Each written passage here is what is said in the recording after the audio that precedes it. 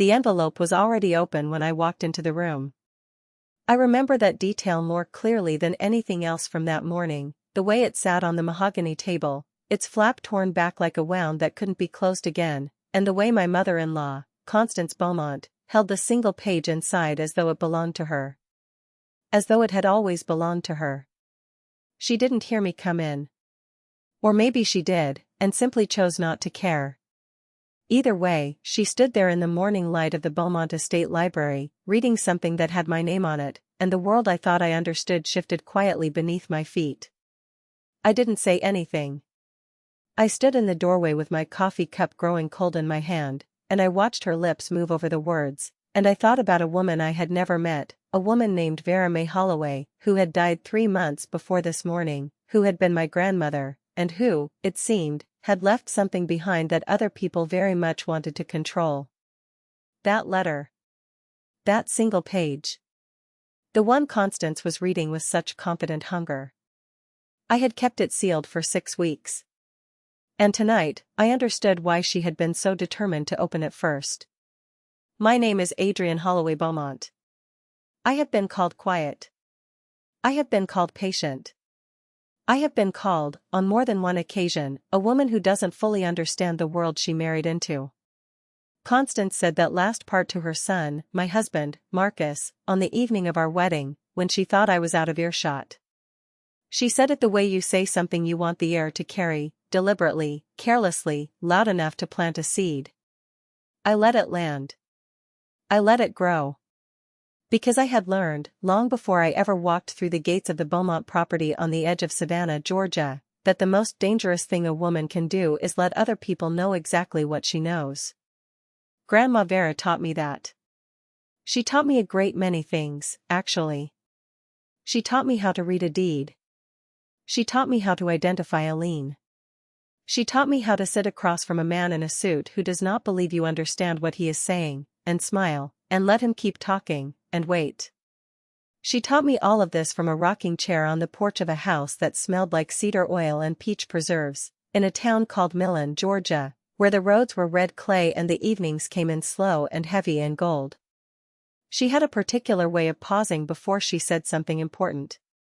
A breath, a stillness, like the moment before a key turns in a lock. Adrienne, she told me once, when I was maybe 16 and furious about something I can no longer name, people will always try to take from you what they don't believe you're smart enough to hold. Your job is not to fight them loudly. Your job is to hold on quietly until the right moment. I did not fully understand what she meant then. I do now. When I married Marcus Beaumont, I married a name that carried weight in Savannah the way granite carries weight, solid, gray, and cold if you pressed against it in the wrong season. The Beaumonts owned commercial properties, a historic inn on the river, 3 parcels of agricultural land south of the city, and the estate, 4 acres, a house built in 1887, restored twice, with a garden that Constance tended with a ferocity that I came to understand was really about control. Marcus was a good man in the ways that sometimes made things harder, not easier. He loved his mother. He trusted her instincts the way you trust the ground, without thinking about it, without ever checking whether it had shifted. He was not cruel to me. He was simply someone who had never had to look very carefully at the women in his life, because the women in his life had always arranged themselves around him with such practiced efficiency that it looked like love. I loved him. I want to say that plainly. But love doesn't suspend your vision. And what I saw, in the first 3 years of that marriage, was a household in which I was welcome the way a tenant is welcome, provided I paid the right price, caused no inconvenience, and made no claims. Constance's oldest friend, a woman named Patricia who wore her opinions like jewelry and changed them never, once said at a Sunday dinner, loudly enough for the table to hear, that Marcus had married down. Nobody corrected her. Marcus refilled his wine glass. I passed the bread basket. That was the texture of things. Then Grandma Vera died on a Tuesday in October, and everything changed in ways none of us could see yet. She passed quietly, in her own bed, in the cedar and peach house in Millen. She was 81 years old. She had outlived 2 husbands, a son, and a real estate market crash that had taken half the properties in that county and left her standing. I drove down alone to handle the arrangements, because Marcus had a conference and Constance had, somehow, opinions about the timing of grief. I spent 4 days in that house. I slept in the room that had been mine on summer visits, under a quilt that smelled faintly of Vera's lavender sachet, and I went through her things slowly and with great care, the way she would have wanted. Her papers were organized with the precision of someone who had expected to be gone long before now and had left everything in order anyway. Bank statements, insurance documents, property tax records going back 40 years, correspondence with a law firm in Savannah, Whitfield and Associates, tied in a bundle with brown string.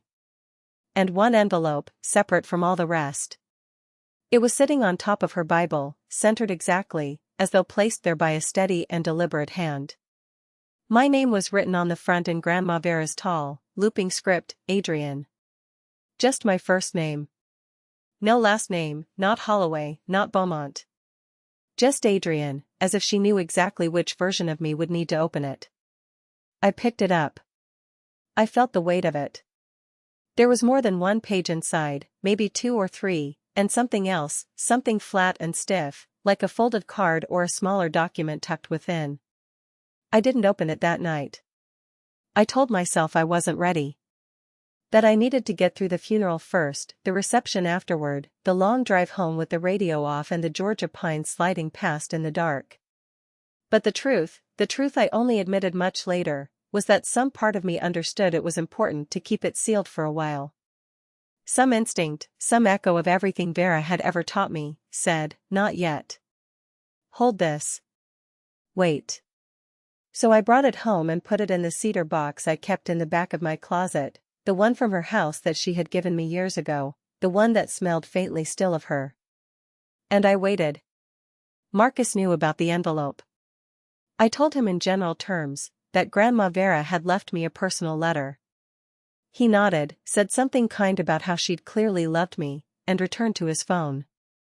I didn't mention the law firm documents I'd also found, the ones with the Whitfield and Associates letterhead. I didn't mention those at all. Constance, though. Constance had ears like antennae. I'm still not sure how she learned about the envelope specifically. Perhaps from Marcus, unintentionally. Perhaps from the attorney who had handled Vera's estate, a young man named Cole who had been visibly nervous when I collected the documents and who called the house twice the following week asking whether I had reviewed everything yet. I'd told him no, and let the silence after that do its work. The calls stopped after the second one. And then there was a period, about 3 weeks, when Constance was almost kind to me. Not warmly, not in ways that would cost her anything, but she stopped making the particular comments she usually made. The ones about my cooking, my background, the neighborhood where I'd grown up in Atlanta, the fact that my mother had worked in hospital administration rather than somewhere Constance considered more decorative.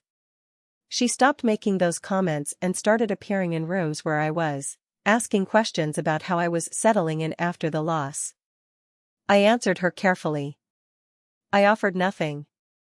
Then one evening Marcus came home with a folder, set it on the kitchen table, and sat down across from me with the expression he used when he had been talked into something he hadn't quite examined. Inside the folder was a document. A transfer agreement. Several pages, legal language, signatures required at the bottom, and at the top, a description of a parcel of land, 4.2 acres in Chatham County, Georgia, with a recorded address on Magnolia Trace Road. I knew that address. I had known it since I was a child. My grandmother had pointed it out to me on drives when I was small, a long stretch of road with old oak trees on both sides and a farmhouse visible at the end of a red clay lane. She'd said it matter-of-factly, the way she said most important things, that land belonged to your great-great-grandmother, Adrian. Before it was ever registered to anyone else, it was hers. I looked at the transfer agreement for a long time. Marcus said his mother had arranged it. Said a developer had approached the Beaumont family about the parcel, that it was currently tied up in some legal ambiguity following Vera's estate, and that the cleanest solution was for me to sign a transfer so the family could manage the sale as a unit. He used words like streamline and fairness and practical. He believed them. I am sure of that. He believed every word his mother had fed him because she had always been his ceiling, and people raised under a low ceiling forget there is sky. I looked at the signature line with my name printed beneath it in thin black letters, Adrian Holloway Beaumont. And then I looked at Marcus, whose hands were resting flat on the table, and I said, very calmly, that I would need a few days to review it. His jaw tightened just slightly. He said his mother was hoping to move quickly on this. I said I was sure she was. I went to bed that night and lay in the dark for a long time, thinking about Vera on her porch, about the brown string around those documents, about the envelope sitting in my cedar box in the back of the closet. And in the morning, early, before anyone else was awake, I made a phone call to the number on the Whitfield and Associates letterhead. The man who answered was not young Cole. He was a senior partner named Howard Whitfield III. His voice was measured and precise, with a Savannah cadence that ran underneath it like a current. I told him my name. I told him who my grandmother was. There was a pause on the line. A breath, like a key about to turn. Miss Holloway, he said, and I noticed he used my maiden name, not Beaumont. I was hoping you would call. There are some things your grandmother arranged that I believe you need to see in person. We made an appointment for Thursday. I did not tell Marcus. I told Constance nothing. I dressed that Thursday morning in a charcoal blazer and my good shoes and drove alone to a quiet office building on Bull Street in the heart of Savannah, where Howard Whitfield III was already waiting with coffee on a silver tray and a large manila envelope on the conference table. Also on the table, the cedar box. My cedar box, or one exactly like it. For a moment the room tilted. He saw my expression. Your grandmother sent this to our office 2 years ago, he said.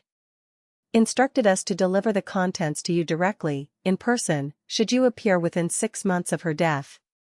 She said, and I'm quoting from her written instructions, my granddaughter will come when she's ready, and not before. Make sure nobody intercepts what's hers. My throat closed. He opened the manila envelope and laid out 3 documents on the table, slowly, the way you lay out something precious. The first was a deed. Recorded in Chatham County, Georgia, dated 1987. Property at 4.2 acres on Magnolia Trace Road. Owner of record, Vera May Holloway, in trust for Adrienne Louise Holloway, to be conveyed upon Adrienne's marriage or her 30th birthday, whichever came first. I had turned 31 the previous spring. I had been married for 4 years. The conveyance was automatic, recorded by law, requiring no signature from me or anyone else. The land had been mine, fully, legally mine, for the past year. The second document was a title search. Ordered 6 months prior by Whitfield and Associates. Clean title, no liens, no disputes. Value assessed at just over $800,000, given recent development interest in that corridor. The third document was a letter. Vera's handwriting, the same tall loops as on my envelope. 2 pages, front and back, and I will not tell you everything it said because some things belong only to the people they were written for. But I will tell you this, she had known. She had known, somehow, that the Beaumont family would come for that land. She had heard things, through cousins and neighbors and the long invisible network of black women in Georgia who have always known more than anyone gave them credit for. And she had arranged everything, years in advance, with the patience of someone who understood that the law moves slowly and so must you. Your grandmother, Howard Whitfield said quietly, watching me read, was one of the most methodical clients I have ever had. She left nothing to chance. I pressed my fingers against my eyes for a moment. Just a moment. Then I straightened, and I asked him what the next steps were. He smiled. Well, since you're already the owner of record, the next steps are entirely yours to direct. I drove home. I sat in the car in the driveway for several minutes. Through the front window I could see movement in the kitchen, Constance's silhouette, her particular way of moving through a space as though she owned every inch of it. She had not owned every inch of it. I had. Because there was one more thing Howard Whitfield had placed on the table before I left, something I had not expected, something that reframed not just the land but the entire landscape of my marriage. A secondary deed. This one older, dated 1962. My great-great-grandmother's name at the top, Loretta May Holloway, and a legal description that I'd had to read twice to believe. The Beaumont estate on which the house was built. All 4 acres, the garden, the 1887 restoration, the river view. Loretta May Holloway had sold that land to the original Beaumont patriarch in 1962 for what the deed recorded as fair market value, but attached to the sale was a reverter clause, a legal provision that returned ownership to the Holloway bloodline if the property was ever transferred out of the Beaumont family through sale, foreclosure, or legal action. Last year, the Beaumont family had refinanced the estate property to cover business losses and had, in doing so, technically triggered a conditional clause in the original mortgage that Howard Whitfield had been monitoring for some time. He had alerted Vera. Vera had died before the process completed. But the process had completed. 3 weeks ago. I walked into that house carrying the documents in a calm, clean folder. Constance was in the kitchen. Marcus was coming down the stairs. I set the folder on the mahogany table in the library, the same table where she had read my letter, the same room, the same morning light, and I asked them both to sit down. Constance looked at the folder the way a person looks at something they recognize but weren't supposed to see. "I've met with my grandmother's attorney," I said. My voice was level. "There are some things about the property that need to be clarified." Constance started to speak. Something about timing, about developers, about what was reasonable. I opened the folder. I laid out the deed to the Magnolia Trace land first. Then the title confirmation. Then the secondary deed with Loretta May's name at the top, and Howard Whitfield's attached letter summarizing the reverter clause and its current status. Constance's hand went to the table. Not reaching for the documents, steadying herself against the edge. Marcus picked up the secondary deed and read it slowly. I watched the color change in his face. The certainty drain out and something more honest move in to replace it. "This can't be right." His voice came out smaller than usual. "Howard Whitfield has been the Holloway family attorney for 30 years, I said. "He was prepared to answer any questions you have. His number is at the bottom." Silence. Not the comfortable silence of a family who understood each other. The silence of a room in which all the furniture has shifted 2 inches and nobody can name exactly what's different, only that nothing is where they thought it was. Constance sat very still. Her hands were folded on the table in front of her, and for the first time since I had known her, she looked small. Not defeated, Constance Beaumont would not allow herself to look defeated. But small. Measured down to her actual size. "What is it that you want?" she finally asked.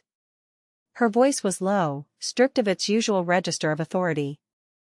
I thought about what Vera would have said here. I thought about the porch, the cedar oil, the particular quality of her patience. "I want what's mine," I said. "Which means I want it acknowledged. I want it respected. And I want us to have an honest conversation about what comes next, with attorneys present, on both sides, conducted fairly." Marcus looked at me for a long moment. Something moved across his face that I can only describe as recognition, like a man finally seeing the outline of a room he'd been walking through in the dark. He nodded. Constance didn't nod. But she didn't argue either. And from Constance Beaumont, the absence of an argument was as close to concession as anyone was ever going to get. The formal process took 2 months. Howard Whitfield and a property attorney named Diane Cole, no relation to young nervous Cole from before, worked through the legal details with precision and without theater. The Magnolia Trace parcel was confirmed in my name.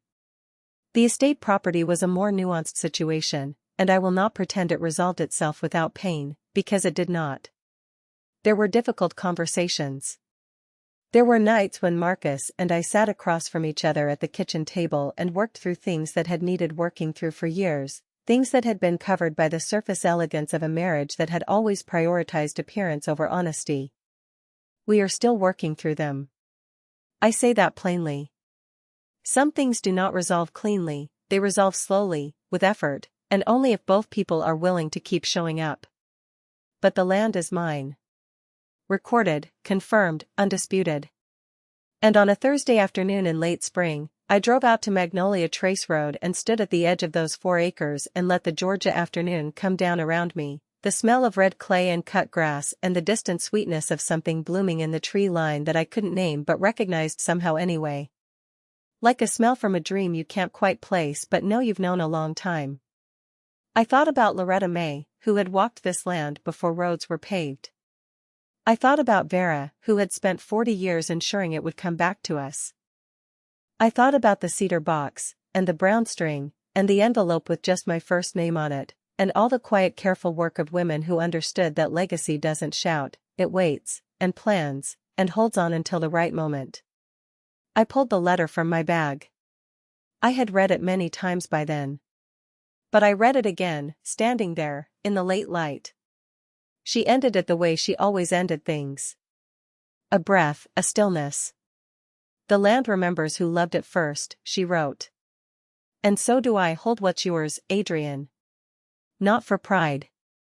For everyone who came before you, and everyone who'll come after. I folded the letter back into its envelope. I pressed it against my chest for a moment, just a moment. Then I put it carefully back in the cedar box that I had brought from home and set on the hood of my car. Same box. Same cedar smell. Same tall looping handwriting on the outside, faded now and familiar.